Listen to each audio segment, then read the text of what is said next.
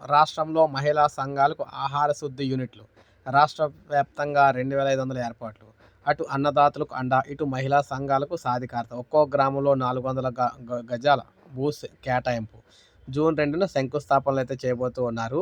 రాష్ట్ర వ్యాప్తంగా మహిళా సంఘాల ఆధ్వర్యంలో 2,500 ఆహార శుద్ధి పరిశ్రమలను ఏర్పాటు చేసేందుకు రంగం సిద్ధమైంది. తమ పంట ఉత్పత్తులను సరైన ధరకు అమ్ముకోలేక నష్టపోతున్న రైతులకు ఈ సంఘాలు అండగా నిలవనున్నాయి. అన్నదాతల పంటను మహిళా సంఘాల ద్వారా సేకరించి వాటిని సరైన ధర చెల్లించి తమ పరిశ్రమలో ప్రభుత్వం శుద్ధి చేయించనుంది. జూన్ 2వ తేదీన రాష్ట్ర అవతరణ దినోత్సవం సందర్భంగా పరిశ్రమల నిర్మాణానికి శంకుస్థాపనలు జరగనున్నాయి. రాష్ట్రంలో రికార్డు స్థాయిలో పంట ఉత్పత్తి జరుగుతున్న గ్రామాల్లో వాటిని శుద్ధి చేసేందుకు సదుపాయాలు తక్కువగా ఉన్నాయి. దీంతో రైతులు తమ పంటలను పట్టణ, నగర ప్రాంతాలకు తీసుకెళ్లి విక్రయిస్తున్నారు. ఈ క్రమంలో వారికి సరైన ఆదాయం రావటం లేదు. ప్రధానంగా మహిళా రైతులు దీనివల్ల నష్టపోతున్నారని గ్రామీణ పేదరిక నిర్మూలన సంస్థ ఆధ్వర్యంలో వెల్లడైంది.